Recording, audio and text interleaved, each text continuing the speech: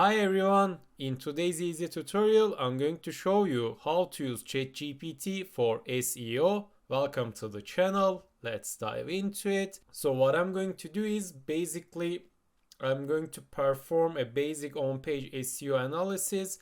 To do that I'm going to use this prompt, pretend like you are an SEO specialist, conduct an on-page SEO audit of the following web page.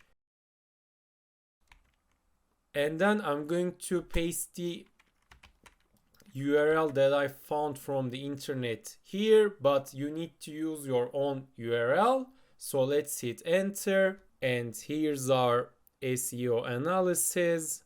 And as you can see, our web page is well optimized, but there are still some room to improvements, like we can add some internal links or optimizing image for size and load time. I'm going to skip those two, but we can also add some additional relevant keywords in this context. So I'm going to ask what kind of keywords we can add, and let's simply hit enter. So here's our additional keywords, and you can use this same method on your website, and then you can ask a follow-up questions if you have a missing part on that checklist. But that's basically how to use ChatGPT for SEO.